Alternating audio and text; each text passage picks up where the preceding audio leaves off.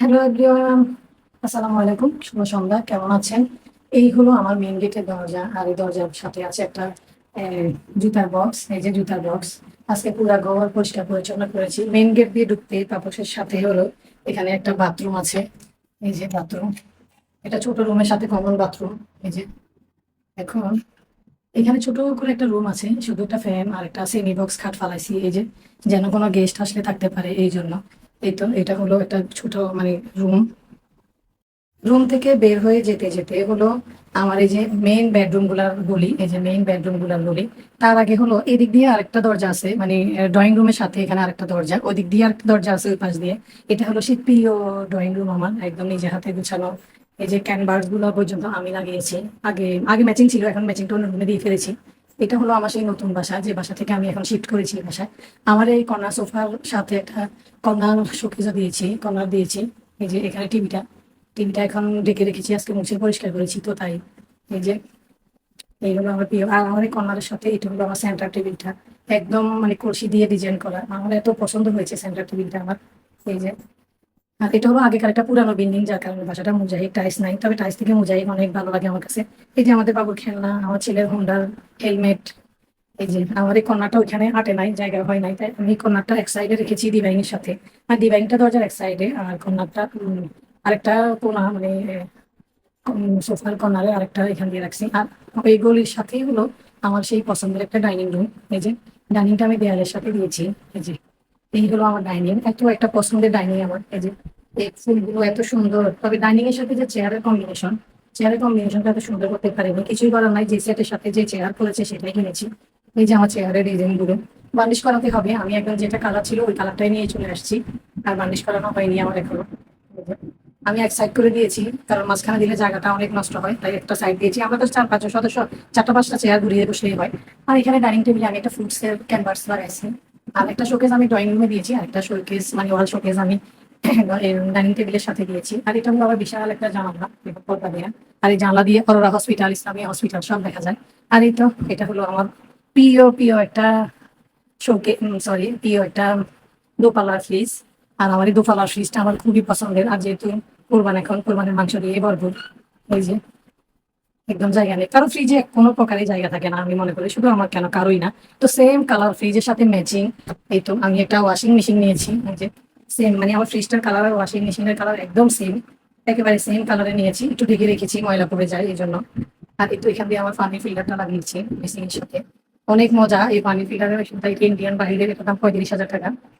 একদম দরজার সাথে, মেন দরজার সাথে আমার ড্রয়িং রুমে জায়গা হয় নাই। একটা ওভেন দিয়েছি, এটা হলো 35 লিটার বা 32 লিটার মনে হয়, 25,000 টাকা দিয়ে নিছি ওভেনটা। ওই যে একটা বক্সের উপরে, সেগুন কাঠের একটা বক্সের উপরে আমি ওভেনটা দিয়েছি। এখন আপনাদেরকে দেখাবো আমি বেডরুম গুলা। মেন দরজার গলি দিয়ে ঢুকতেই, মেন দরজার গলিগুলো দিয়ে ঢুকতেই ডাইনিং টেবিলের পাশে হলো আমার পছন্দের পছন্দের একটা কিচেন রুম। আমি এত বড় কিচেন আর জীবনেও ব্যবহার করিনি, এত পরিমাণে বড়। এই যে চুলা, এই যে বেসিং, আগে কখনো হাউস ছিল না, এখন হাউস আছে। এই যে এখানে আমি একটা ক্যাবিনেট দিয়েছি, এই যে সবকিছু গুছিয়ে রাখার জন্য, পুরানো বিল্ডিং তো ক্যাবিনেট দিয়ে নয়। আর এই তো এখানে একটা ডিপ রেখেছি আমি, এই যে। আর হাঁড়ি পাতিল সব রাখার জন্য আলাদা একটা স্টোর রুম আছে, এই যে বিশাল। এই যে আমার কোরবানির পাতিলগুলো এখন উঠানো হয়নি। এই যে বিশাল সাইজের এই ডিপটা আমি আমার কিচেন রুমে দেওয়ার পরেও 4-5 জন মানুষ অনায়াসে রান্না করতে পারবে। এই যে এই হলো রুমগুলার গলি। আমার ড্রয়িং রুমে ছিল এই ক্যানভাসটা, এটা আমি পরে এখানে গলিতে দিয়েছি, গলিটা আমি ড্রয়িং রুমে দিয়েছি। ড্রয়িং রুমের সোফার সাথে কর্নারের সাথে এটা খুব ম্যাচিং ছিল, কিন্তু এবার কেন যেন এলোমেলো হয়ে আমি ক্যানভাস ম্যাচিংটা এখানে দিয়েছি, ম্যাচিং ছাড়াটাও এখানে দিয়েছি। আচ্ছা যাই হোক, এখন হলো এটা আমার সেই, বুঝতেই পেরেছেন কি বলবো, এটা হলো আমার ওয়াশরুম। এখানে সব ময়লা আবর্জনা হয়ে আছে, এখনো ক্লিন করিনি। আর এটা এটা হলো আমার বেডরুম। এই যে আমার বেডরুমে একটা করে ক্যানভাস আছে। এই যে এটা হলো আমার সেই স্বামীর পছন্দের একটা খাট। আমাকে যখন বিয়ে করছে ও নিজেই ফার্নিচার কিছু অর্ডার দিয়েছে, সেই তার মধ্যেই খাটটা। আমার এই খাটের ডিজাইনটা একদম রাজকীয় একটা ডিজাইন, কিছু চিকন ফুলের মধ্যে কাজ। এই যে চিকন চিকন ফুল না, কি সুন্দর চিকন চিকন কাজের, এখন এরকম চিকন কাজের ফুলের ফার্নিচার পাওয়া যায় না। তো যাই হোক, আলমারিটা আমি পছন্দ করে নিয়েছি, যদিও খাটের সাথে ম্যাচিং একটু কম হয়েছে। এই যে আজকে পুরোটা রুম, দুইটা রুম আমি আবার নতুন করে গুছিয়েছি। এখান দিয়ে ছিল আগে আমার ড্রেসিংটা, ড্রেসিং টেবিলটা এখন আমি অন্য রুমে নিয়ে গিয়েছি, জায়গা কভার করতেছে না। এটা হলো আমার সেই খাটের সাথে ম্যাচিং চিকন ফুলের ওয়ার্ড্রোব। এই যে একদম খাটের সাথে ম্যাচিং করা চিকন ফুলের মধ্যে এই ওয়ার্ড্রোবটা আমার হাজবেন্ড নিয়েছিল। আর আর হলো আমার হাজবেন্ড যখন খাট আর ওয়ার্ড্রোব নিয়েছে, তখন এই ড্রেসিং টেবিলটা নিয়েছে।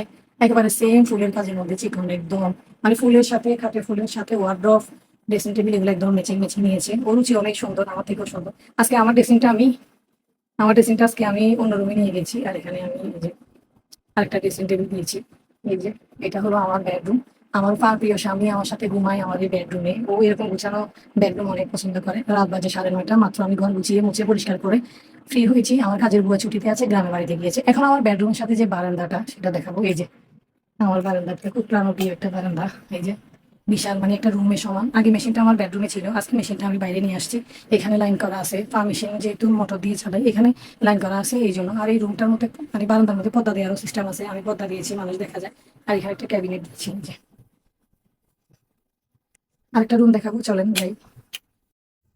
পুরোনো বিল্ডিং তো এই জন্য ওয়াশরুম গুলো বেশি বাইরে, শুধু একটা রুমের সাথে আমার ছেলের ওটা অ্যাটাচড আছে, আর গুলা বাইরে। এই যে এখন আমার ছোট ছেলের বেডরুম, এটা হলো দরজা। এই হলো আমার ছোট ছেলের রুম। এই খাটটাও আমার হাজব্যান্ড নিজেই পছন্দ করে কিনেছে। এই যে এই খাটটার ফুলের ডিজাইনটা আর এই ওয়ার্ড্রোবের সাথে ম্যাচিং, এই ওয়ার্ড্রোবটা আমার হাজবেন্ড এই খাটের সাথে ম্যাচিং করে নিছে। আলমারিটা সহ এই যে দেখলে বুঝতে পারবেন যে ওই রুমের ফার্নিচার ওই রুমের ফার্নিচার আলাদা। আমি যেগুলো নতুন করে বুঝতে পারবেন, এই আলমারিটা পিছন থেকে দেখায়। এই আলমারিটা, এই ওয়ার্ড্রোবটা আর এই খাটটা অন্য একটা ব্যাগের সাথে ম্যাচিং করে নিয়েছিলাম। আর আমি নিয়েছি এটা হলো যতটা আহামরি সুন্দর না, অন্য অন্য ড্রেসিং টেবিলের সাথে ম্যাচিং হয় না। যাই হোক, আরেকটা বারান্দা দেখাই। এটাও বিশাল, আমার ছেলের আর বইয়ের বারান্দার সাথে অ্যাটাচড। এখানে অনেকগুলো গাছ আছে, এই যে একটা গোলাপ, পুঁই শাক গাছ লাগাইছে এই যে মাশাআল্লাহ, একটা লেবু ধরেছে। বিশাল বারান্দা একেবারে। এখানে আরো গাছ লাগাইছে, এই যে তুলসী গাছ, ফুল গাছ তুলসী আছে। এই যে নিম গাছ বাইরে দিয়ে চলে গেছে, বড় হয়েছে। এই যে এখান দিয়ে একটা রুমের বারান্দা দেওয়া যায়, এখান দিয়ে একটা রুমের বারান্দা দেওয়া যায়। কিন্তু প্রথম দিয়ে ঢুকতে ছোট একটা রুম ছিল। আর এটা হলো আমার বেডরুমটা দেখালাম। এটা হলো আমার ছোট ছেলের বেডরুমটা, সেটাও দেখালাম। ও পড়তে বসছে। আর বড় ছেলের এইটা হলো বেডরুম।